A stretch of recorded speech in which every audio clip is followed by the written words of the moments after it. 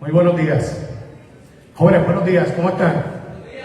Saludos, bienvenidos, ¿verdad?, a lo que es nuestra apertura del Congreso de Investigación sobre Lengua y Cultura. Como bien saben, estamos celebrando durante todo este mes de abril, el mes de la lengua y la cultura, donde, ¿verdad?, tenemos diversas actividades. Hoy, martes 14, se inaugura lo que es el Congreso de Investigación sobre Lengua y Cultura. Así que queremos dar inicio a esta actividad. Le agradecemos de antemano que estén aquí y que estén participando con nosotros de todas estas maravillosas actividades.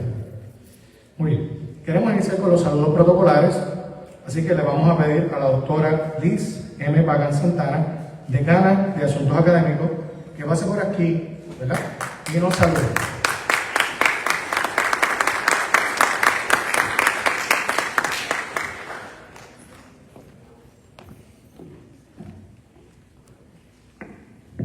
Buenos días a todos y bienvenidos a esta actividad tan importante que estamos celebrando hoy. Como inicio, que como bien mencionó, ¿verdad?, nuestro moderador, le abre las puertas a ustedes a un congreso de investigación en la lengua y cultura puertorriqueña. Yo, en representación del rector y también, ¿verdad?, con una mirada hacia lo académico, reconozco que todo este esfuerzo y organización de la actividad es de gran valor, no solo a nivel UPR Humacao, sino a nivel de Puerto Rico y el exterior. Sabemos que esta actividad está siendo grabada y está siendo transmitida para el alcance de todos. Quiero mencionar que nos engalana hoy el día, definitivamente, nuestro invitado especial. Tenemos al doctor Félix Córdoba presentando y validando todo su aporte en la academia, y yo sé que esta actividad va a ser, ¿verdad?, el principio de muchas otras investigaciones que se van a compartir a través de un programa que cada uno de ustedes tienen en sus manos. Espero que continúen su interés en la investigación, en el aporte a la poesía, a la lengua, a la cultura, al folclore, a través de todo el mes. Y quiero también aprovechar la oportunidad nuevamente, ya que lo habíamos mencionado la semana pasada, de agradecer a todos y cada uno de los que han participado en la organización de estas actividades durante todo el mes de abril. Sabemos que en el día de hoy enfrentamos una situación interna en la universidad, pero les invitamos que de manera voluntaria ustedes se mantengan aquí con nosotros disfrutando de la ponencia y lo que está programado en el día de hoy. Así que muchísimas gracias, bienvenidos a todos y que disfruten la actividad.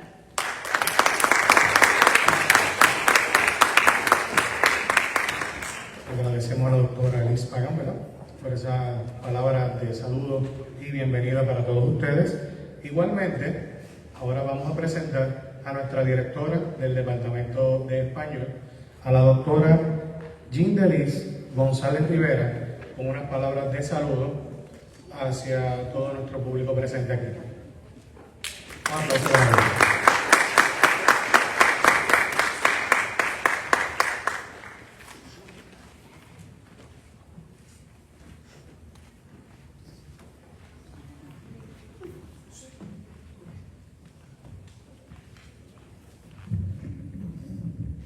Buenos días, muchachos, buenos días a las personas que están con nosotros hoy. Le damos las gracias por estar aquí, a nombre del Departamento de Español y en el mío, la doctora Gindelis González. En esta ocasión yo quiero agradecer a 3 personas que organizaron lo que son las secciones del Congreso.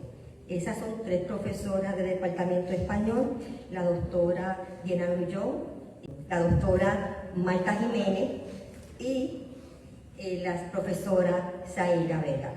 Muchas gracias por su apoyo, y ahora vamos a continuar con la actividad.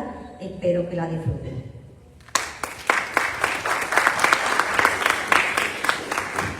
Muchas gracias a nuestra directora Gindelis González, ¿verdad?, por esas palabras de bienvenida. Bien, qué mejor que, ¿verdad?, iniciar esta actividad dirigida a la cultura, dirigida a la lengua, con la participación de nuestro coro de la Universidad de Puerto Rico en Humacao, dirigido por el profesor Germán Peña Jado. Así que le damos un aplauso y le damos la bienvenida para que así participen de esta actividad y nos ayuden, ¿verdad?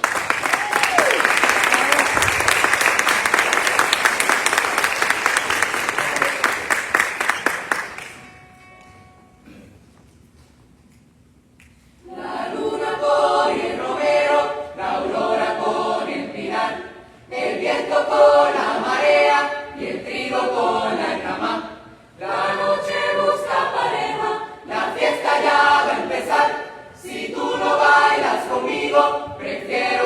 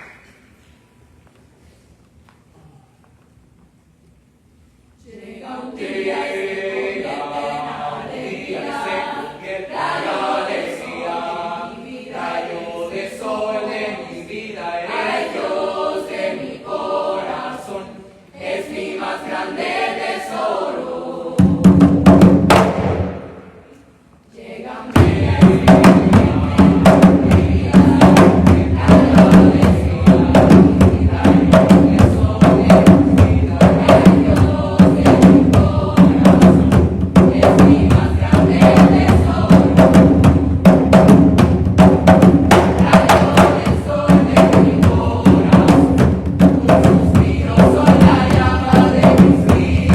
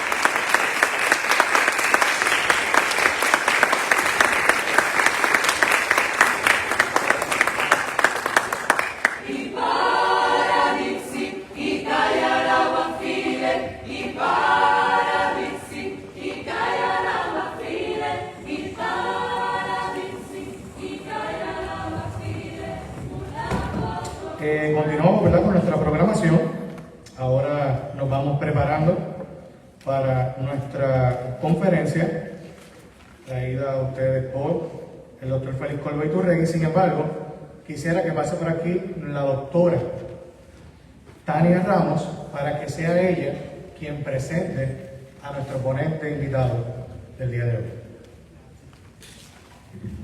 Buenos días. Gracias a los estudiantes por estar aquí.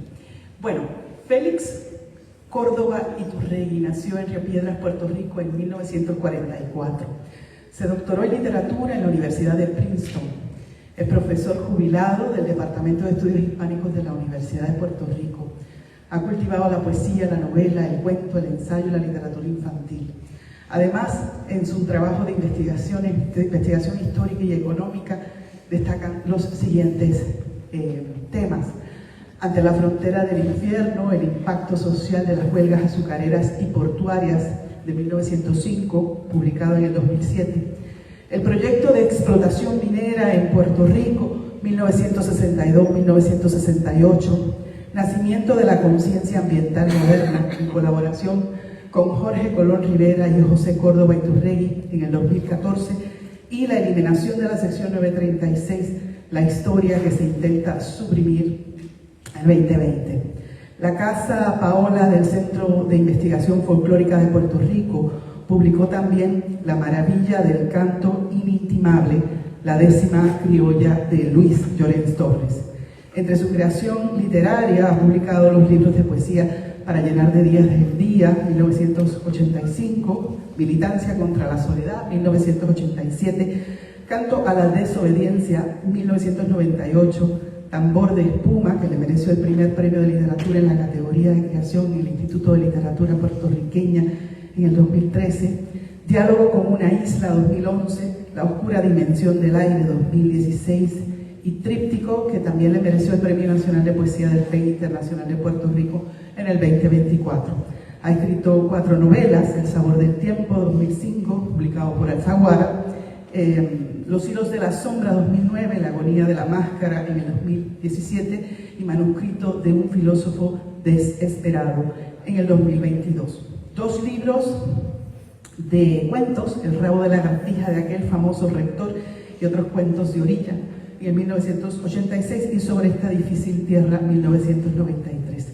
Otro dato relevante es que Félix Córdoba ha estado vinculado a las luchas políticas de Puerto Rico. Por otro lado, me honra haber sido su estudiante en bachillerato, en maestría, y que haya sido mi director de disertación doctoral en la Universidad de Puerto Rico en Río Piedras, uno de los maestros sagrados que rompió muchos de mis paradigmas y que me ha alumbrado el camino, hoy día amigo elegido. Espero que esta mañana disfrutemos de cuánto nos pueda dar, porque sin lugar a dudas él es uno de los intelectuales y escritores contemporáneos más relevantes, polifacéticos, generosos, con un sentido estético y una conciencia política aguda.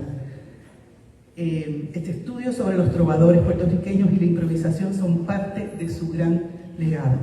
Gracias, Félix, por haber aceptado esta invitación.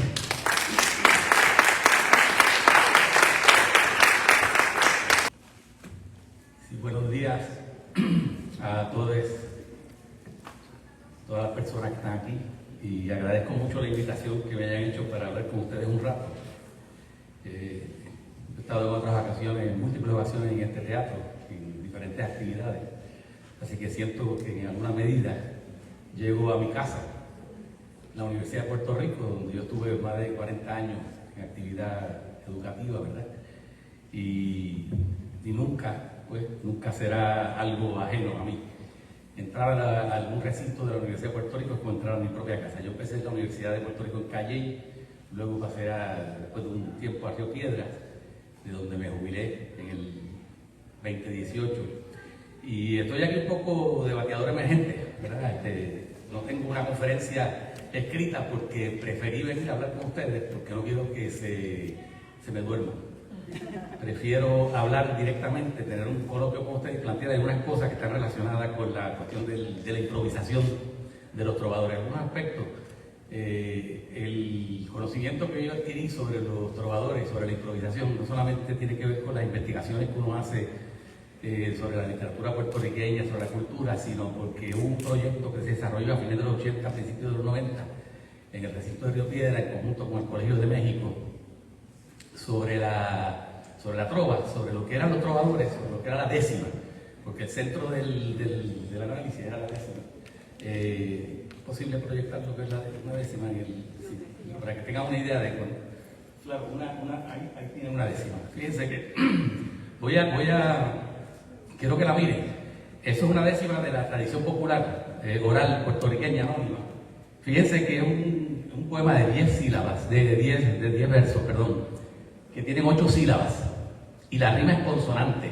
Les voy a explicar luego lo que es una rima consonante y lo que es una rima sonante. Son cosas sencillas, pero para que tengan ustedes en cuenta la dificultad de los trovadores cuando improvisan. Y ahí tienen un esquema bien sencillo, lo pueden ver. A, B, B, A, C, C, D, D, C. Si ustedes miran y separan los primeros 4 versos que están ahí, que son A, B, B, A, y los últimos 4, se fijan que es C, D, D, C. Es la misma estructura. Se usan letras distintas en minúscula porque es son versos de arte menor. Pero lo que indica eso es que son rimas distintas. Pero es la misma estrofa. Eso es lo que se llama una redondilla. Que es un verso que se usaba mucho en el teatro español porque era muy bueno por la agilidad que tenía para los diálogos.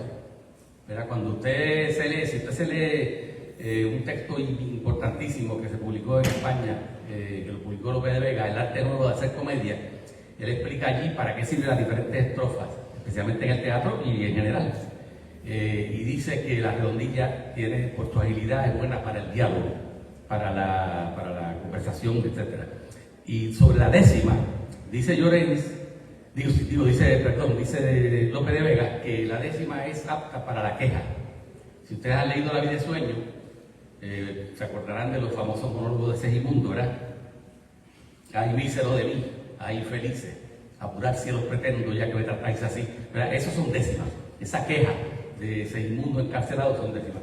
Pero fíjense que hay en esas 10 sílabas, en esas 10 versos, perdón, de 8 sílabas, tienen 2 redondillas, las primeras 4 y las últimas 4. Y en el interior tienen 2 versos que se llaman versos de enlace. El primero tiene la misma rima que comienza la primera redondilla, que es el quinto verso. Y el sexto tiene la misma rima que sigue la redondilla siguiente. C, C, D, D, C. Quiere decir que ustedes tienen ahí A, B, C, D. Tienen 4 rimas distintas, tienen 2 redondillas, tienen 2 versos de enlace. Y cualquiera de ustedes puede darse cuenta que esto es una estrofa extremadamente compleja.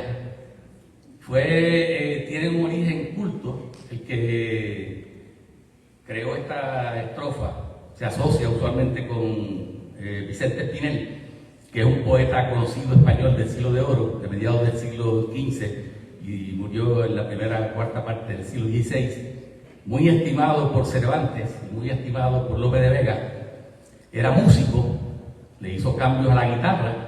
Se conoce la guitarra que se conoce española hoy, tiene que ver con los cambios que le hizo Vicente Espinel. Es un poeta músico, y la décima, y esto es importante que lo tengan en cuenta, es una estrofa que combina no solamente la musicalidad de la poesía, sino la música ya, la música como música, ¿verdad? Así que es una forma compleja. ¿Y qué pasa con la décima? Que pasa a la tradición oral en muchos países, especialmente Puerto Rico. Pero antes de empezar con esto, yo quiero discutir un elemento, una idea que le he oído repetida en muchas ocasiones, le he visto escrita incluso por muchos comentaristas o críticos de poesía, que a veces se refieren a determinados escritores como versificadores, no le reconocen el rango de poeta. Y muchas veces la gente piensa que los trovadores son versificadores. ¿Qué es lo que quiere decir eso? Que aprenden a hacer versos y a rimar. Yo tenía un tío que nunca lo olvido, ¿verdad? Porque lo quería mucho, pero se burlaba de la poesía. Él sabía que a mí me gustaba la poesía y teníamos unos debates tremendos. Y decía, pero es que eso de la poesía es una cosa fácil porque es como rimar tablón con corazón. Y eso en última instancia lo hace cualquiera. Entonces la reducía de una forma un poco dramática, ¿verdad? Sin embargo, era muy aficionado de la música, especialmente de la ópera. Entonces, yo creo que es importante porque si usted mira lo que hacen los trovadores, a mí, por ejemplo, me parece muy reductivo uno decir que son versificadores, que no hay un elemento poético, de creación poética en lo que ellos hacen. Y a mí me gustaría comenzar hablando de qué es lo que hace que la poesía sea algo distintivo, porque muchas veces la gente no entiende qué es lo característico de la poesía que lo distingue, digamos, de otras artes. Por ejemplo, la música, la escultura, la pintura. Y me gustaría brevemente plantearles un problema. Y quiero decirle que cualquier cosa que yo diga aquí, si alguno de ustedes sabe lo que es un trovador, lo que es la improvisación y no está de acuerdo, sería estupendo que no estuviera de acuerdo. Y si hay una sesión posterior para hacer preguntas, pueden hacer todas las objeciones y todas las críticas que quieran, porque de ese proceso de crítica y de comentarios es que se produce el conocimiento. Y nosotros tenemos que tener pues la humildad de poder comunicar las ideas que tenemos con los demás para entablar un diálogo, ¿verdad? Yo quiero señalar esto porque me parece que es importante para entender luego lo que es la improvisación de los trovadores. Lo que quiero decir, y quiero decir algo para empezar, el trabajo del poeta es un trabajo que se puede comparar con un trabajo artesanal, pero sería interesante a grandes rasgos, para que ustedes tengan una idea de por qué es tan confusa la idea que se tiene de la poesía, y a veces las ideas erróneas que se crea la gente con respecto a lo que es la creación poética. Si usted piensa, para efectos de lo que quiero exponerle, vamos a plantearnos ahora la posibilidad de que usted entienda algún zapatero, un artesano que está en un taller haciendo un par de zapatos. Usted entra a ese taller, imagínenselo mentalmente, un pequeño local, un individuo que está allí, que va a hacer un producto, que va a llevar a cabo una acción organizada para tener una finalidad, que es tener un par de zapatos al final. Va a necesitar ¿qué? Unos instrumentos para trabajar. Por ejemplo, va a necesitar un martillo, va a necesitar un cuchillo probablemente, va a necesitar diferentes instrumentos. Esos instrumentos los tiene y los va a manipular el zapatero, porque tiene unas destrezas, ha aprendido a hacer zapatos. De alguna manera ha ido aprendiendo eso. Entonces, tiene que tener algo sobre qué trabajar. Evidentemente, si un buen par de zapatos tiene unos pedazos de cuero, que ya vengan de algún tipo de animal, ¿verdad? Puede ser de donde venga el cuero, él lo tiene allí y empieza a transformar el cuero con los instrumentos que tiene. Fíjense que ya tenemos aquí dos niveles, los instrumentos de trabajo y el objeto de trabajo. Una vez el zapatero trabaja con ese cuero, lo que tenemos al final es un par de zapatos, un producto. Vamos a hacer ahora un traslado y piensen ustedes que se meten en el taller de un escultor, que también tiene una dimensión artesanal su trabajo. Está ahí el escultor, quiere hacer una escultura, digamos el David de Miguel Ángel, o algo parecido. ¿Qué necesita el escultor? El escultor necesita unos instrumentos también. Necesita esos instrumentos con los cuales va a trabajar el objeto de trabajo, que va a ser un pedazo de mármol o cualquier otro pedazo, el material que sea. Va a trabajar con los instrumentos sobre ese objeto de trabajo y el resultado va a ser una escultura, que puede ser el David o puede ser una escultura que no tenga las cualidades artísticas que tenga el David, porque no todos los artistas hacen la misma obra de arte de la misma calidad. Entonces, lo que tenemos ahí es lo mismo que teníamos con respecto al zapatero, pero ya en otro nivel, ¿verdad? Tenemos ahí una persona que tiene unas destrezas, que sabe manejar unos instrumentos, ¿verdad? Unos instrumentos de trabajo, opera con esos instrumentos sobre la piedra, le produce cambios a la piedra, y donde había una piedra que no tenía ninguna forma específica, era cuadrada, digamos, sale un ser humano lanzando con una onda una piedra, que es el David de Miguel Ángel. Tienen ahí, a nadie se le ocurriría, yo estoy seguro que ninguno de ustedes se le ocurriría decir: yo voy a hacer un par de zapatos, yo voy a hacer una escultura, si no aprende una destreza de antemano. Si tiene lo mismo pasa con un pintor, piensa en el pintor, piensa en el lienzo, piensa en la pintura, piensen en el pincel, todos los instrumentos. Los instrumentos se diferencian del objeto de trabajo. Ustedes saben que la pintura que se usa, el lienzo, el pincel, son cosas distintas. El lienzo es sobre lo que se trabaja. Tiene los instrumentos, el resultado es un cuadro. Lo mismo pasaría con la música, ¿verdad? Aquí vimos, ¿verdad?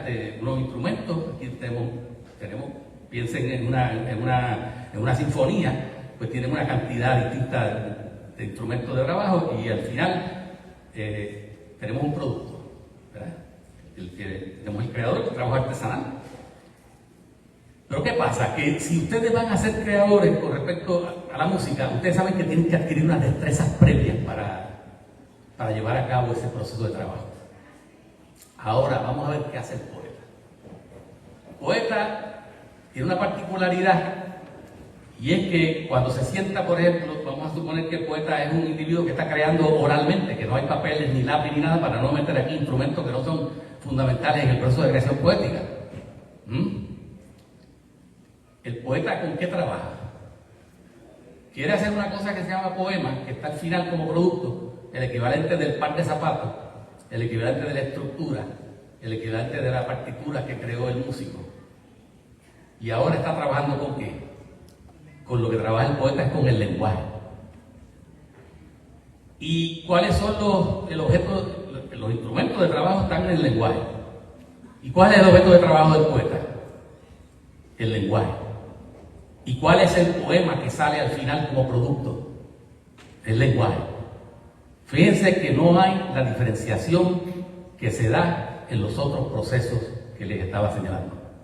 Por lo tanto, eso crea una dificultad para visualizar dónde están las destrezas del poeta. Porque usted sabe dónde están las destrezas del zapatero, por la forma en que coge el cuchillo, el martillo, los clavos, corta el cuero y produce un zapato. Pero ¿qué es lo que hace el poeta? Ahí hay una dificultad en la visibilidad. Y entonces es bien fácil que surja la idea de que el poeta es un individuo que le entra algo desde el exterior y lo arrebata interiormente o lo conmueve, que es esa cosa que le llaman inspiración. Y usted dice, me voy a inspirar y voy a escribir un poema. Cualquiera de ustedes puede decir eso fácilmente, pero a ninguno de ustedes se le ocurre decir, me voy a inspirar y voy a hacer un par de zapatos. Y a ninguno se le ocurre, me voy a inspirar y voy a pintar un cuadro, o voy a hacer una sinfonía, o voy a hacer una escultura. Porque saben que para hacer eso tienen que pasar por un proceso de aprendizaje, un proceso de adquisición de destrezas. Y entonces usted puede llevar a cabo y ejecutar esas actividades que pueden tener como resultado el producto final. Pero el poeta, como que estaba consciente, un poeta como Federico García Lorca, decía, yo escribí este poema y la gente cree que eso salió espontáneamente, como está tan perfectamente hecho, que es una cosa que surgió porque hubo un proceso de inspiración que lo llevó ahí.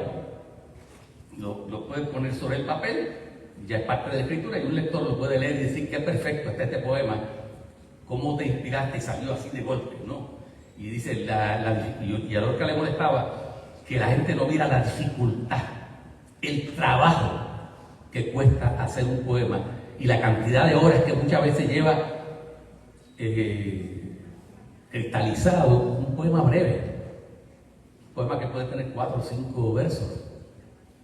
Esa noción de que aquí a él le entró una inspiración, un arrebato interno al poeta y produjo el poema, borra todo eso, ¿verdad? Y es bueno que el poema parezca que perfecto. Como usted se va a poner un traje, usted no le quiere ver las costuras al traje, ¿verdad? Usted quiere ver que un traje parece que es una pieza que ha salido completa de golpe, pero no se da cuenta de toda la minuciosidad del trabajo del sastre y todas las destrezas del sastre moviendo la aguja para producir ese traje que usted se está poniendo. Entonces, en el caso de la poesía, eso se ve. Y eso nos lleva a muchas ideas bien extrañas sobre lo que es la poesía, ¿verdad? Incluso, una de esas ideas es decir, este tipo es un versificador y no un poeta. Porque yo lo que hago es que entonces la actividad que él lleva a cabo la degrado. No le reconozco ese grado de extraño, quizás tanto místico que es ser poeta. Mientras que no podemos decirle a un escultor, no le podemos degradar su obra, podemos decir, me gusta esa pieza, Me parece que es extraordinaria la pieza esa porque es el David de Miguel Ángel. O incluso piezas que parece que están a medio trabajar, que no están terminadas, con los prisioneros, que parece que están saliendo de la piedra, que son bellísimas. Pero usted no puede decir, usted no es escultor, ¿verdad? O sea, ahí está la escultura, me gusta o no me gusta. Pero sin embargo, a la creatividad poética, incluso hasta los mismos críticos literarios le rebajan y a veces por posiciones elitistas. Yo le podría dar montones de ejemplos a ustedes, porque la improvisación, lo que se llamaban la tradición folclórica puertorriqueña, el repentismo es una cosa que existe en Puerto Rico desde mucho tiempo, incluso siglos atrás, ¿verdad? Que esa capacidad que tienen estas personas que le dan el último verso de la décima, que está ahí último, el décimo, que se llama el pie forzado, y sobre ese verso tienen que construir una décima. Y entonces, muchas veces los escritores cultos, cuando se iban a una fiesta popular y veían a un repentista, a un individuo que creaba estas décimas, decía que eso era un arte que no tenía ninguna significancia, que era un arte subordinado, subalterno, y le negaban la calidad poética. Lo convertían en meros versificadores, individuos que no tenían técnica, que no tenían conocimiento, que no tenían porque no eran cultos, porque eran décimas orales, de la tradición oral popular. Y yo creo que esto es bien importante, porque a pesar de todos esos comentarios, a veces eran nuestros grandes escritores, ¿verdad? Podía haber sido hasta Alejandro Tapia, hacer un comentario así un tanto, como viendo la creatividad de estos cantores, de estos cantantes o cantores que eran muchos de ellos rurales, porque Puerto Rico era un país principalmente rural, y lo veían como de menor calidad. Había otros, claro, siempre ha habido otros, yo pienso en uno específicamente que le llamaban los filósofos naturales, y tenía un aprecio tremendo por lo que hacían, y se imaginaban lo que eran los desafíos entre trovadores, y lo consideraba como algo extraordinario, como Eugenio María de Hostos. Todos ellos, sin embargo, hasta el que menospreciaba con mayor fuerza, o con mayor con una actitud más elitista, los cantos, digamos, de los improvisadores populares, no obstante, quedaban maravillados a veces con la capacidad que tenían creativa, ¿verdad? La capacidad para construir una décima. Y con esto paso a una de los primeros elementos que quiero destacar, y es el hecho que la décima pasó a formar parte del folclore puertorriqueño, de lo que es de lo que son los cantos populares del país. Y digo cantos populares por lo siguiente, porque ya vimos que la décima era no solamente poesía, pero que también tiene un elemento musical fuerte. Que el poeta que lo creó, que es un poeta culto, Vicente Espinel, crea esa estrofa y está muy vinculada con su capacidad musical. Por lo tanto, es una estrofa musical por su propia estructura, ¿verdad? Si ustedes quieren ver lo que les estoy diciendo, léanse algunas de las obras de Calderón de la Barca y vean cuando aparecen décimas, que parecen zarzuelas, porque adquieren una musicalidad extraordinaria. Ahora, piensen esto, esa décima culta, creada por Vicente Espinel, pasó a formar parte de la tradición popular. En otras palabras, el pueblo la adoptó como una forma para cantarla. Y eso es bien interesante porque es una forma compleja. Fíjense, son dos redondillas, dos versos de enlace. El primer verso de enlace lo vincula con la primera redondilla y el segundo verso de enlace con la segunda redondilla, como vimos ahí. Entonces, una forma culta tan difícil como esta pasa y se apropia el pueblo de ella, no solamente en Puerto Rico, en otros lugares también, de España y de América Latina, ¿verdad? Quiere decir que la décima se presta para el canto. Entonces, no podemos pensar en ella como un poema solamente. Hay que pensar en ella como un poema que también es música, que se canta. Y les voy a hacer una anécdota. Cuando nosotros estábamos investigando esta cosa de los trovadores en la universidad, yo recuerdo que yo iba a clase y le decía a mis estudiantes, ustedes, estoy hablando de hace 20 años, 30 años, piensen, fines del siglo XX, ustedes tienen abuelos que seguramente tienen más de 90 años. Quiere decir que nacieron a principios del siglo XX. ¿Por qué ustedes no se sientan con sus abuelitos y se ponen a preguntarles si saben décima? Y fue bien curioso porque incluso algunos de ellos grabaron a sus abuelos. Más eran abuelos, pero también había abuelitas. No crean ustedes, esto no era una cosa solamente de hombres. Ya los trovadores, tenemos trovadores y trovadoras, no hay ninguna división muy marcada en ese sentido, ¿verdad? Pero la experiencia de los estudiantes fue que encontraron que cuando le preguntaban a su abuelo sobre la décima, lo que hacían era empezar a cantar, porque no podían recitar las décimas. Empezaban a cantar y se quedaban impresionados porque no paraban de cantar. Seguían cantando décimas y seguían cantando décimas. Y entonces algunos de ellos dijeron, espera un momento, pues, se buscaron una grabadora y lo grabaron y me trajeron los cassettes con las grabaciones de sus abuelitos, de su familia. Incluso a algunos de ellos le pasó lo siguiente. Fíjense qué interesante. Y dice, cuando mi abuelo empezó a cantar, mi mamá, que estaba en la cocina, salió inmediatamente a ver qué era lo que estaba pasando, porque se quedó sorprendida. La hija se quedó sorprendida. ¿Y qué es lo que quiere decir esto? Esto quiere decir que en esos viejitos, que en esas personas mayores, yo me siento bien cerca de ellos, simpatizo con ellos, ¿verdad? Por la cuestión de que uno está llegando, ¿verdad? A esa edad, esa juventud madura, como le llamo yo.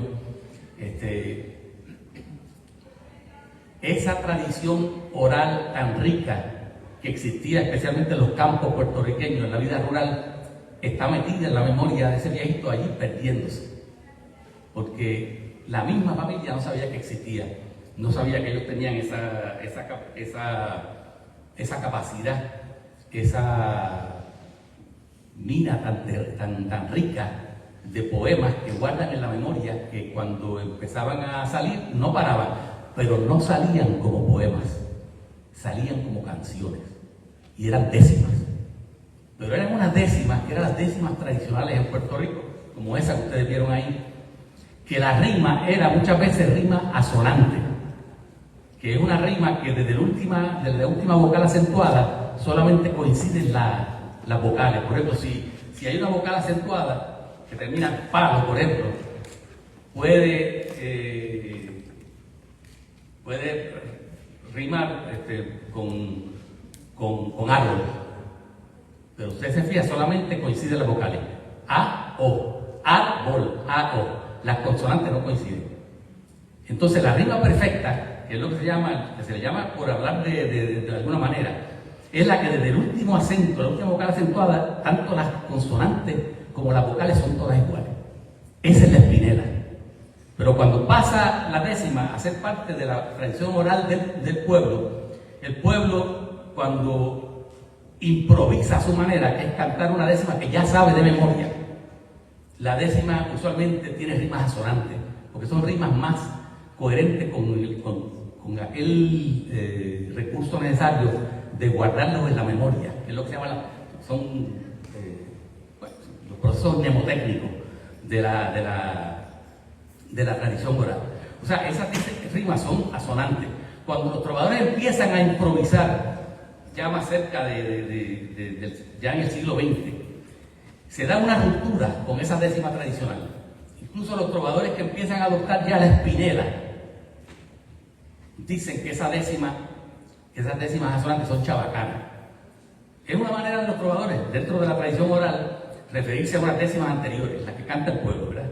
Eran chabacanas. Las que ellos improvisaban, como eran rimas consonantes, las consideraban rimas perfectas y eran las décimas como debía que hacerla, que era la espinela. Y de ahí viene el término de espinela, ¿verdad? Porque el creador de la décima es Vicente Espinel, ¿verdad? Entonces, fíjense cómo es posible que se salga de esa tradición oral que es asonante para entrar en una tradición que ya usa la consonancia, que es una rima, como diríamos, la rima perfecta. Ya ahí entra en juego, en ese proceso, la presencia del libro y de la escritura, ¿verdad? Y muchas veces, posteriormente esto se reafirma porque las competencias que hacen los trovadores, los concursos oficiales, exigen que el trovador cante utilizando la espinela. Si usted usa una rima asonante, ya eso es una rima imperfecta y en un concurso le van a quitar este mérito. Por lo tanto, ellos desarrollaron la idea de que aquellas rimas décimas anteriores eran chabacanas, pero eran hermosísimas, como esa que vimos ahí, que es una décima tradicional, que no se sabe quién es el autor, porque el autor sí, se sabe quién es el autor, el pueblo de Puerto Rico, que es el que la canta. Pero usted sabe que cuando una persona canta de memoria, porque aquí no entra la escritura, estamos en el campo, la gente muchas veces no sabe ni leer ni escribir. Pero eso no quiere decir que no tengan una cultura compleja, pero la adquieren ¿por dónde? Por el oído, ¿verdad? Pero cuando cantan una décima, la memoria muchas veces, toda memoria es una combinación curiosa entre aquello que se recuerda y aquello que se olvida. Así que la de memoria es una dialéctica entre lo que ella recuerda y el olvido. Y cuando usted olvida algo cantando, ¿qué usted hace? Incluye otra palabra, porque no se va a parar. Lo que hace es que busca la palabra que le viene a la memoria en ese momento. Y por eso el proceso ese de improvisación de una forma, vamos a decir, débil, es coherente con la tradición oral. Porque aquellos que cantan no recuerdan siempre las cosas con exactitud. Por lo tanto, usted puede tener una décima como esa y encontrar que está cantada en diferentes partes de Puerto Rico y cuando usted las transcribe tienen variantes. La improvisación se manifiesta a través de variaciones. Sin embargo, cuando el trovador, que se considera trovador, improvisa, hace algo diferente. Y aquí es que entramos en la cuestión que quería pues ya abordar para dejarles planteados unos problemas, para que ustedes vean la dificultad y el tremendo trabajo de creación poética que estos individuos llevan a cabo, y estas individuos, estas mujeres que son ahora, están muy pegadas en el mundo de la trova en Puerto Rico. Primero piensen, el repentista se llamaba repentista porque era un individuo que en un momento dado le daban un pie forzado, que era el último verso de la décima, y de ahí construía una décima. De repente, pero no una décima de la tradición oral. Nadie la había oído antes. Era nueva. Claro, podía producir una décima utilizando asonancia porque era propio de la tradición oral.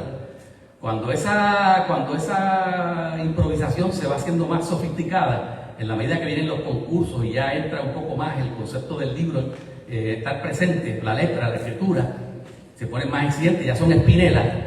Pero vamos a ir a ver qué es lo básico de lo que eran aquellos desafíos, aquellos pugilatos de garganta, que era como le llamaba el pueblo. Ahí va a haber un pugilato de garganta. ¿Por qué? Porque va a cantar alguien que le da un pie forzado y el otro va a hacer ¿qué? Le va a contestar, posiblemente con el mismo pie forzado o con...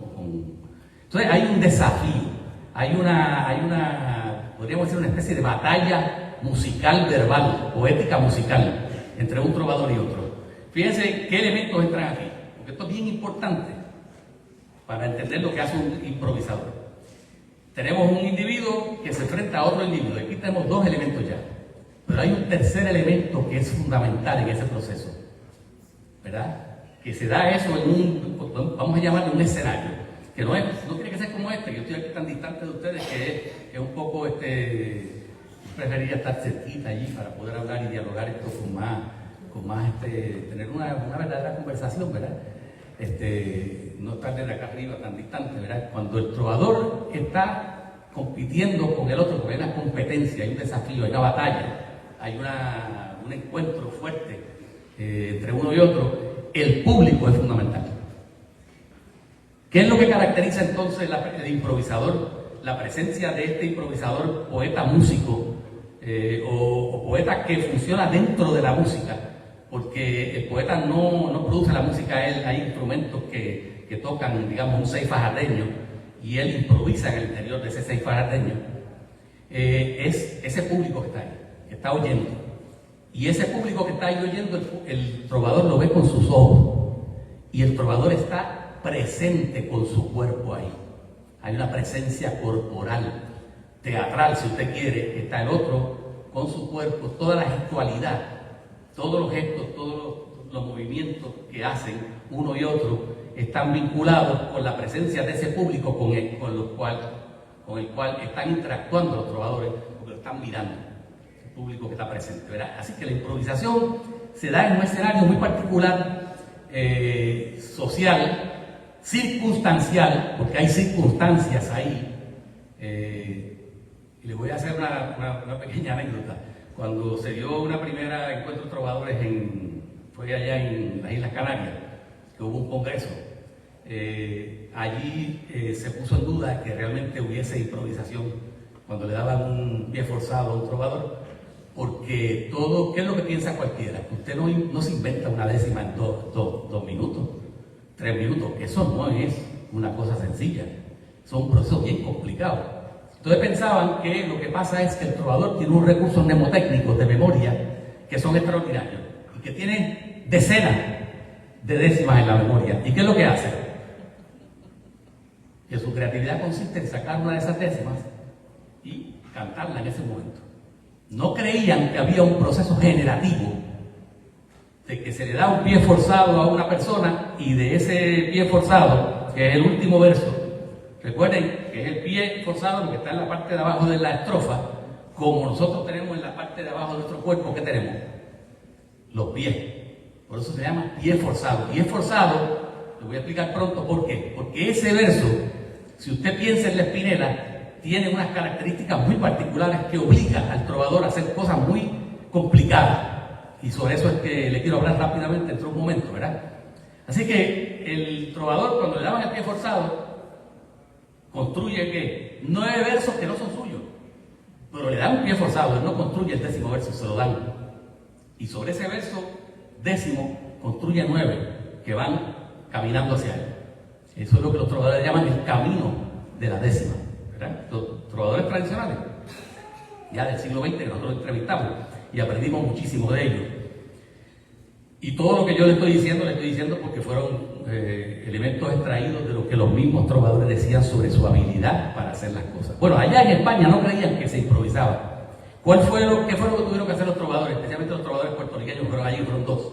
Allá fue Roberto Silva, y yo no sé si el otro fue Arturo Santiago Hijo, pero no recuerdo, pero Roberto Silva estaba allí entre ellos, que es de San Lorenzo, de aquí cerca. Entonces le dieron un pie forzado y allí ellos construyeron una décima. ¿Y qué hicieron para probar que era improvisación de verdad, creatividad de la décima en ese momento? Empezaron a hablar de lo que estaba pasando allí. Y si un trovador crea una décima y se refiere al sombrero muy particular que tiene una persona puesta en ese sitio, o a una camisa, o a un gesto que hace, o algún tipo de conducta que se dio ahí mismo presente en la circunstancialidad del evento, es imposible que usted diga que hay una décima que está preparada para atender eso. Entonces ahí se dieron cuenta, estos individuos realmente improvisan creando algo nuevo. Ahora, piensen ustedes qué es lo que hace falta para crear algo nuevo. Todos ustedes tienen el recurso extraordinario de que todos ustedes hablan. Todos ustedes son dueños de una cosa que nosotros llamamos lenguaje.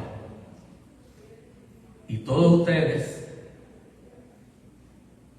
pueden entender lo que se hace con ese lenguaje. Ustedes dan una orden, piden una cosa, describen algo, se comunican con un amigo, con una amiga, declaran el amor, los dejan, los abandonan. Todo eso se hace ¿con qué?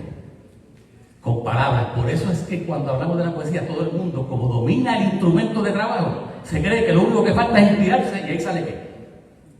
El poema. No hace falta aprender las destrezas que aprende el zapatero para hacer el zapato. No hace falta las destrezas que tiene que aprender el músico para escribir música, que es un lenguaje distinto. Ni tampoco lo que tiene que hacer el escultor para saber utilizar el cincel, todos los instrumentos, cualquier cosa que vaya a utilizar para transformar la piedra. Todos tenemos el lenguaje, todos pensamos que puede venir una cosa que se meta dentro de nosotros y producimos un poema. Y la cosa no es tan sencilla como esa. Baudelaire decía que sí, que la imaginación existe, la inspiración existe, pero hay que disciplinarla. ¿Qué es lo que quiere decir que hay que disciplinarla? Hay que darle trabajo, hay que hacer trabajo con ella para que en una combinación de la creatividad imaginaria, de la inspiración, con el trabajo duro, con el trabajo, con las destrezas que adquiere el poeta, se puede hacer entonces el poema. Entonces la pregunta que hacemos es, ¿y de dónde adquiere las destrezas este individuo que no tiene que ir a la universidad, que no tiene que ir a ninguna escuela para aprender a trobar? Usted le preguntaba a los trovadores, ¿dónde usted aprendió a trobar? ¿Quién le enseñó a trobar? Dice, ninguna escuela me enseñó a mí a trobar. Yo no fui un trovador no va a aprender a trobar a la universidad. ¿Dónde aprende a trobar el trovador? ¿Dónde aprende a improvisar? Lo primero es que se mueve en el terreno tradicional de la décima. Y se mueve en ese terreno probablemente mucho tiempo, oyendo décimas y aprendiéndoselas de memoria. ¿Y por qué es importante aprenderse esas décimas de memoria? Porque lo que está adquiriendo el trovador cuando oye, vamos a decir, la persona que está entrenándose o que quiere aprender a improvisar, es adquiriendo todo un vocabulario interesante, un vocabulario que es propio del mundo de la décima. Lo que podemos llamar léxico o el lexicón. Todo trovador para improvisar tiene que tener un vocabulario amplio. No podría improvisar con el vocabulario de una persona que parece que tiene como 10 años, que puede llegar a ser presidente de Estados Unidos y es Donald Trump. Donald Trump no podría improvisar porque no tiene vocabulario. Apenas puede construir oraciones sencillas.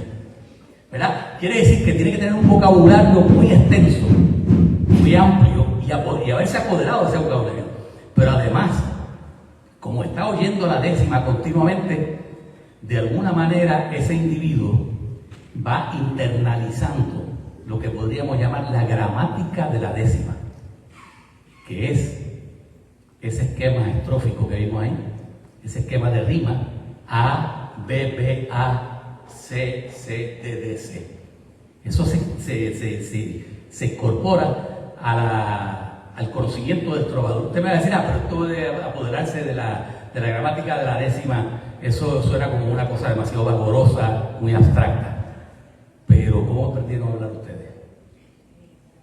Ustedes fueron a la escuela para aprender a hablar. Un niño aprende el lenguaje en 2 o 3 años, los primeros 2 o 3 años de su vida, lo fundamental del lenguaje. ¿Quién se lo enseñó? El niño fue oyendo a la gente construir oraciones y de alguna manera que nosotros a lo mejor no podemos explicarnos fácilmente, va generando unas estructuras abstractas que le permiten generar oraciones nuevas. Y hay tanteo, y empieza oraciones, son oraciones falsas porque no termina, vuelve, recoge, comete errores, corrige, oye, pero está en un ambiente donde se habla ¿qué? La lengua que está aprendiendo. En ese ambiente va apoderándose de la gramática de la lengua. Si es el español, es español.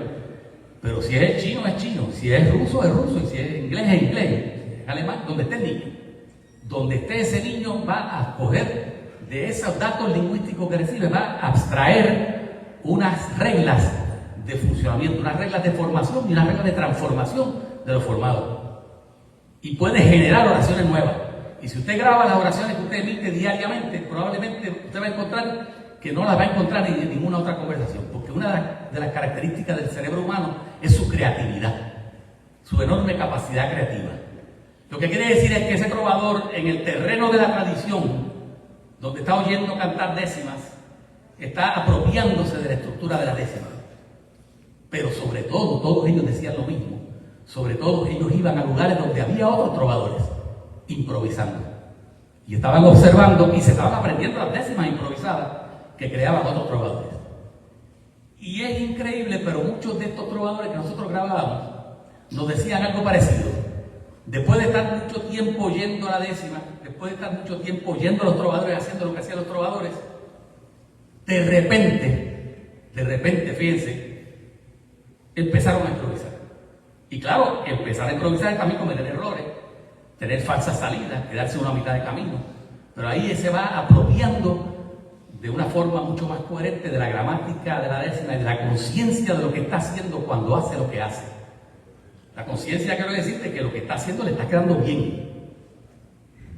¿Verdad? Quiere decir que el terreno del aprendizaje del trovador es el folclore mismo, es la cultura popular, que ahí él se mueve como el pez en el agua y de ahí sale y del aprendizaje que tienen ese contacto con los otros, él sale de repente, de momento, dicen ellos no dicen de repente, de momento, salen improvisando y ahí empiezan ellos ya a participar en los debates, en los desafíos y en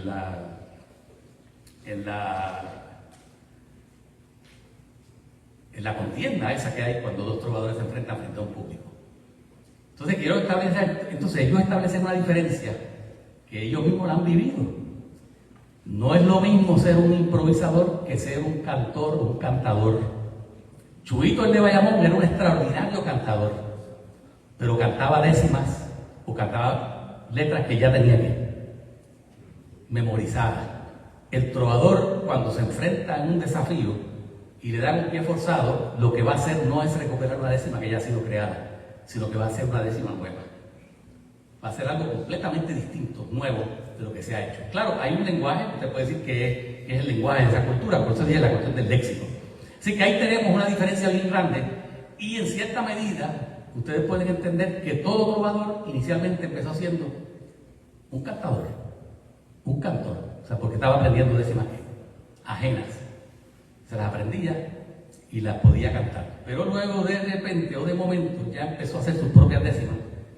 ¿Y cómo la hace? Vamos a ver con esto termino para que si quieren hacer preguntas. Y si alguien sabe lo que es la trova entre ustedes y cree que yo he dicho algo que no coincide con la experiencia que ustedes han tenido, por favor, lo plantean, porque precisamente de ese diálogo es que nace el conocimiento, ¿verdad? Y nosotros podemos todos aprender y seguir aprendiendo. El trovador, fíjense ustedes que le dan un verso, el último, que ya hemos dicho que se llama pie forzado. Y aquí, ¿qué es lo que se le da al trovador entonces? El décimo verso, el que sería equivalente en esa décima tradición, las penas donde se engañan.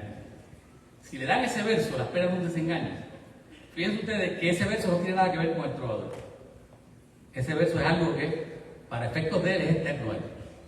Se lo dan. Y eso es lo que yo creo que es importante, que nosotros le llamemos la palabra externa. Eso es una palabra externa al trovador. Pero él tiene que construir, ¿qué? 9 versos anteriores. Fíjense ustedes que el verso, el décimo,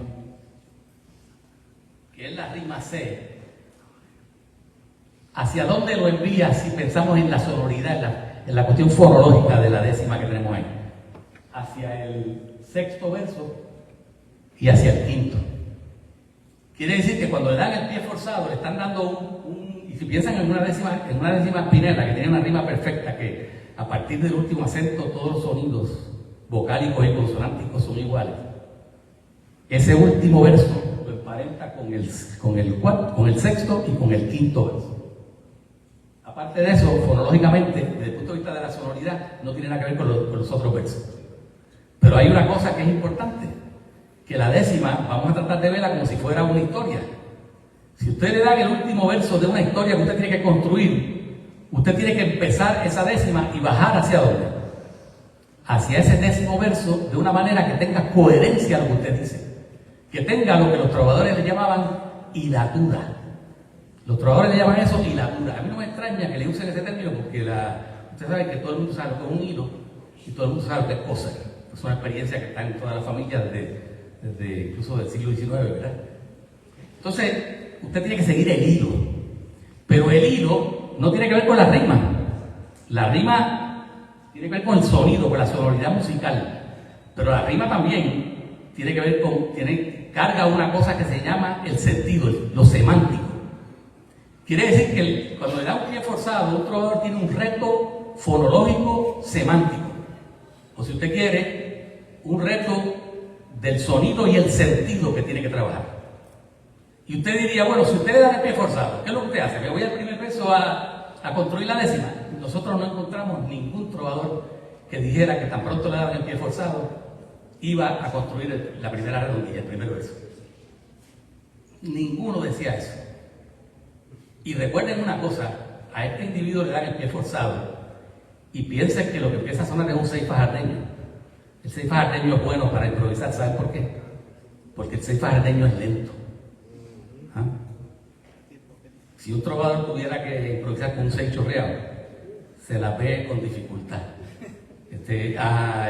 Una de las actividades que tuvimos nosotros con trovadores en Río Piedra fue que le preguntaron a Roberto Silva si podía improvisar algo que estaba pasando en el lugar donde estábamos hablando. Aquí, por ejemplo, lo que se había dicho, lo que se había planteado, las dudas, etc.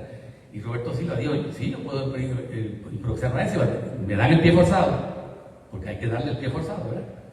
Y entonces, sobre esa palabra externa, él empieza a trabajar y pidió un seis chorreado.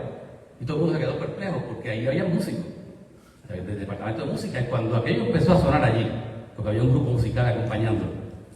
Iba así, y ese individuo cogió esa décima y la construyó con cosas que estaban pasando allí entre nosotros. Y todo el mundo se dio cuenta que aquello era una improvisación extraordinaria, perfecta en cuestión de ¿qué? De minutos, porque eso lo que dura son minutos. Claro, si es un seis jardeño es más lento. Por lo tanto, ¿qué es lo que le hace la música al trovador? La música le da tiempo para pensar cómo va a trabajar la décima. Pues miren, todos los trovadores decían, ¿ustedes saben cuál es el verso que ellos construyen después de que le dan el pie forzado? El primer verso que construyen, el noveno. Fíjense que el noveno no tiene que ver nada con el décimo en términos de la rima. El noveno es el rima D y el último es C. Entonces dice, pero ¿por qué ir al noveno? Bueno, porque dice, ahí está la dificultad. El reto mayor, retórico, semántico, está en ese nudo del paso del noveno al décimo verso. Pero eso incluye también la relación con el octavo verso, porque el octavo es ¿qué? D también. Por lo tanto, esos dos versos son clave. Primero, ¿verdad? Crea esos dos versos. Recuerden, todo esto es de memoria, no tiene papeles al frente. Todo esto está ahí en la memoria del individuo. Entonces, ¿por qué crear? Ellos le llaman, los trovadores usaban una expresión que a mí me estuvo bien curiosa, porque era metafórica, le llaman el apeo de la décima, como si estuvieran bajándose de un caballo, apeándose de un caballo. O el bajante, eran los términos que usaban, el bajante. Ese verso noveno es el bajante, porque es el verso que le permite caer hacia el pie forzado. Y es clave porque la construcción que tiene que hacer él ahí no es solamente fonológica, no es fonológica, porque es DC, es semántica. Está construyendo lo que llamamos el hilo, la hilatura de la décima, que la décima tenga sentido, porque una décima de un trovador, digamos, completo, debe ser una décima que aspire a la perfección como décima, ¿verdad? Y la perfección quiere decir que no solamente el sonido, sino el sentido que tenga en la décima cuando fluye y va a ser captada por el público.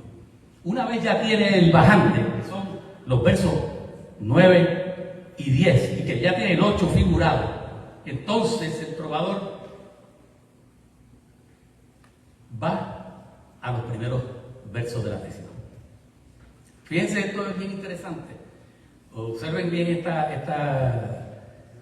estrategia, porque el nudo principal de la improvisación, una vez tiene ya estructurados los versos finales, vamos a decir esos últimos tres, puede pasar a los primeros versos. Y una de las cosas que decían los trovadores, si hay algún lugar donde se puede hacer, digamos, en el sentido de ellos, trampa, es en los primeros versos. Y usted pregunta, bueno, pero ¿por qué en los primeros versos?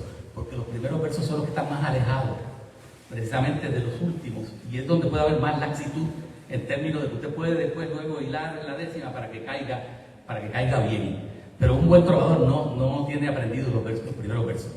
Ellos, para que ustedes entiendan, le llaman a la décima, usan el término quintilla, la primera quintilla y la segunda quintilla. La primera quintilla serían los versos que incluyen A, B, B, A. Y la segunda quintilla sería C, C, D, D, C. Dos quintillas, ¿verdad? Realmente son dos redondillas con dos versos de enlace, ¿verdad? Esa es la definición, vamos a decir, coherente, académica de la décima. Pero ellos le llaman quintilla porque lo dividen en dos partes, por la rima y por la manera que está estructurada, ¿verdad? El verso de enlace primero lo empatan con la redondilla primera y el segundo verso de enlace con la última redondilla. Entonces lo que pasa es que como la primera quintilla está más alejada del final, ahí es donde tiene más libertad para ser más laxo en términos del sentido de la décima, ¿verdad? Puede ahí incluir versos que ya lo tenga un trovador que no sea muy experimentado, se puede agarrar de esos primeros versos para reproducir versos ya aprendidos de memoria. Pero si es un buen trovador, toda esa décima va a estar construida con versos nuevos. Y una vez ya tiene el final, que es lo curioso, que empiezan por el final, ya entonces va bajando. Fíjense lo que ha hecho el trovador cuando trabaja con esos versos finales.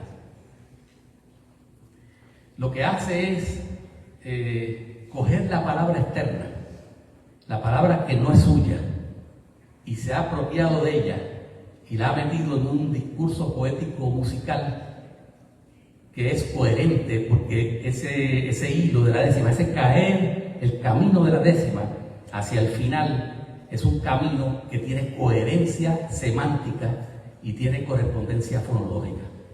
El sentido y el sonido están trabajados de acuerdo a las reglas de la décima. Claro, usted dice, pero ¿cómo eso lo puede hacer tan rápido? Bueno, de la única manera que usted se puede explicar que eso se puede hacer tan rápido, que es lo que hace usted cuando en una conversación coge el enunciado de una persona y debate con ese enunciado, pero lo hace espontáneamente porque usted tiene la gramática del español internalizada de alguna manera en su conciencia, en su cerebro. Aunque usted no lo sepa, lo está haciendo, y lo está haciendo bien.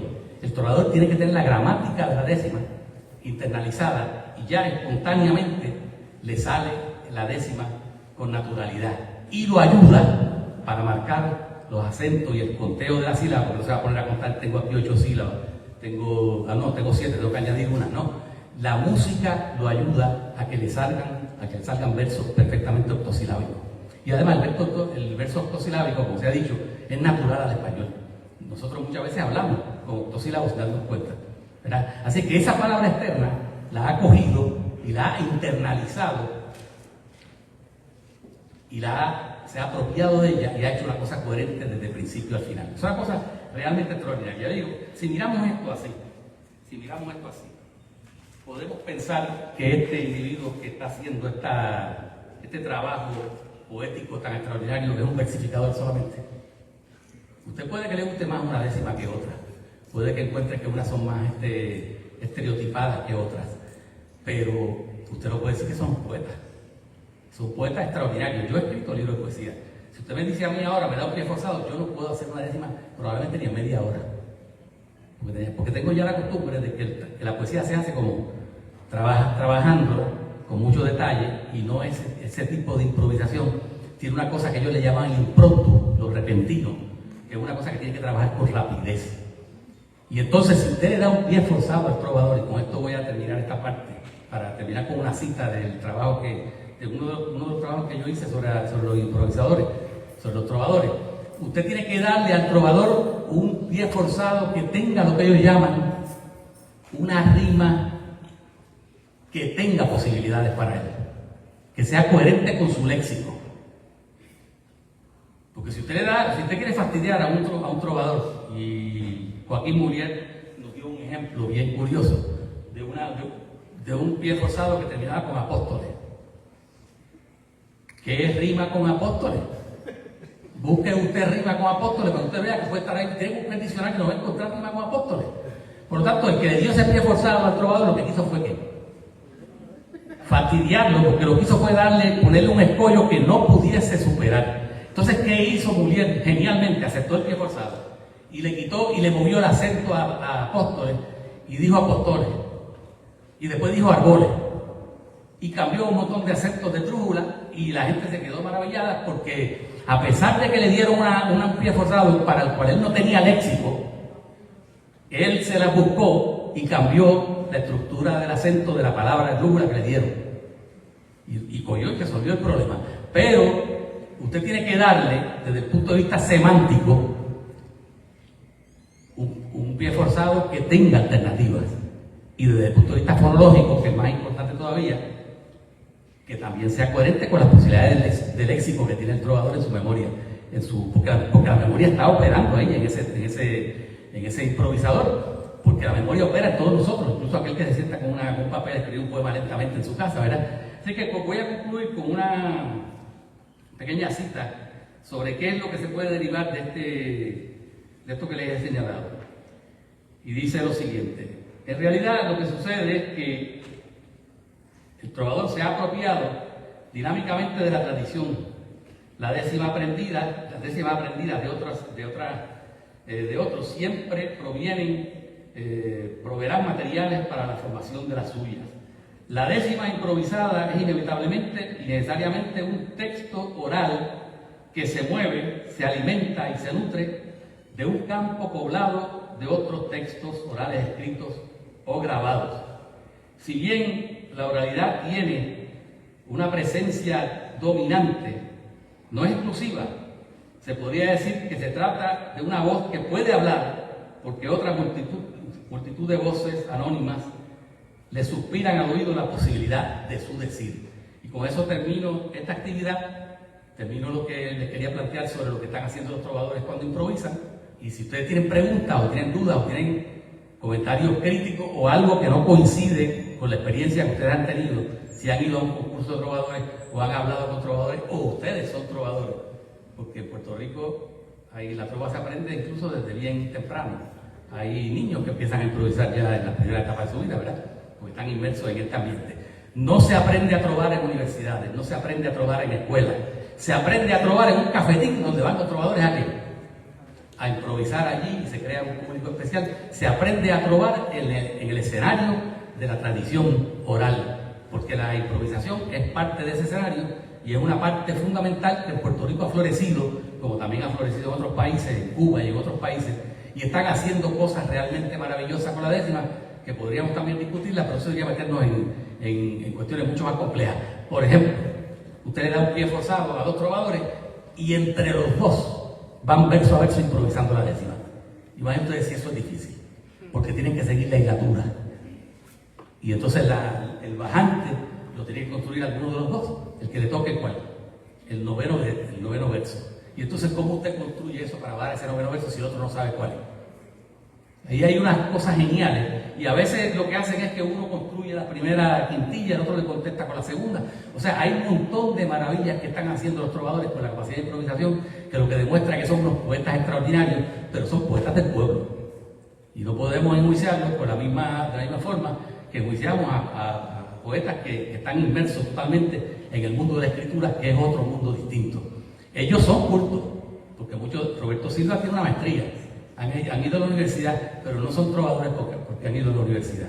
Pueden enriquecer su trova con los conocimientos que tienen del libro, pero el libro no es lo que define la décima popular y del trovador. Muchas gracias.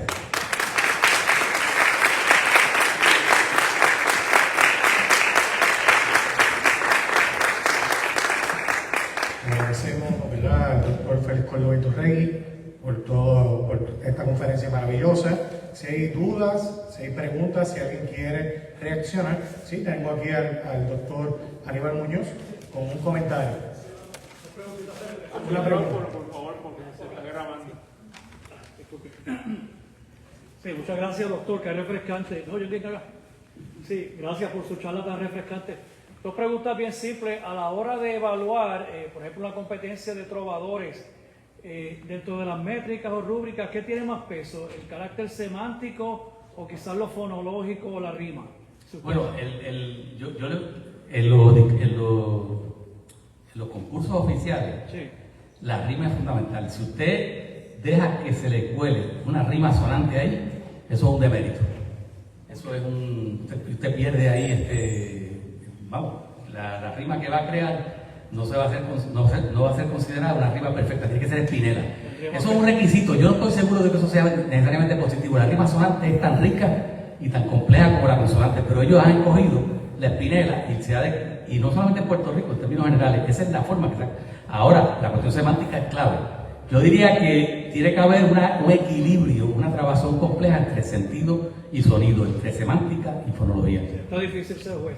Y la segunda pregunta... ¿Es juez? ¿Usted ha sido juez? No, jamás y nunca. Me lo disfruto. No, eso es una cosa complicada. A mí me invitaron una vez a hacer juez y yo dije, no quiero estar ahí. Sí. La segunda es más simple, ya, debido a que es un verso forzado y esto es algo de improvisación. ¿Los trovadores pueden reclamar autoría sobre esas décimas que construyen? El trovador, fíjense, esto es una pregunta bien buena, porque la décima improvisada rara vez llega al libro. Okay. Porque miren, usted va ¿sabe lo que pasa con las décimas improvisadas? Que algunas son tan buenas que otros trovadores, como tienen una capacidad mnemotécnica tan grande, las recuerdan. Y los trovadores casi siempre esconden las décimas que saben de memoria, porque no quieren referirse a ellas. Pero si usted habla con ellos y se gana la confianza de ellos muchas veces recuerdan décimas que han sido oídas en concursos, porque las recuerdan. Quedan ahí. Bueno, muchas gracias. Pero es una pregunta que es complicada, porque hay muchas décimas que son joyas, que sería bueno que se grabaran y se recordaran, que se mantuvieran en la tradición Pero hay un elemento de la improvisación que es que continuamente son décimas que, como las oraciones nuestras, se dicen, son nuevas, pero no queda constancia de ellas, no siempre. Excelente. Muy bien, gracias por esos comentarios, ¿verdad? Y por las preguntas. Queremos, ¿verdad?, obsequiar de parte del Departamento de Español, ¿verdad?, un presente aquí a nuestro presente del día de hoy, el ponente, el doctor Félix Córdoba Iturregui. Le pedimos al profesor Camilo que pase por aquí. Agradecemos profundamente al doctor Félix Córdoba, que ha estado con nosotros en la mañana de hoy, y de parte del Departamento de Español tenemos un obsequio para hacerle. Es una pieza que sigue con la temática de cómo hemos hecho la apertura la semana pasada con la exposición de máscaras y gigantes de Puerto Rico, y prácticamente haciendo el mismo enlace que hace el doctor Félix con la cultura popular, muy presente en todos estos procesos y que a veces nosotros no prestamos atención, y que es una cantera riquísima de información y de conocimiento que luego la academia empieza a valorarlo, ¿verdad? Así que queremos hacerle obsequio de esta pieza de la artesana Olga Costa, un gigante hecho por ella, como recuerdo de la actividad.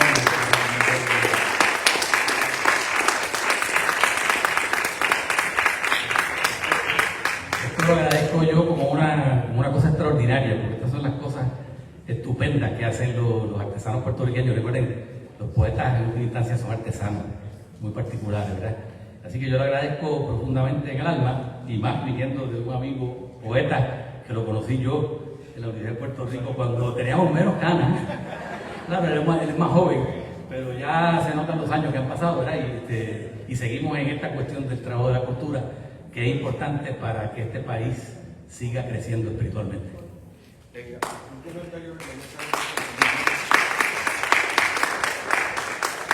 Quería añadir algo a la pregunta que hizo el profesor Aníbal.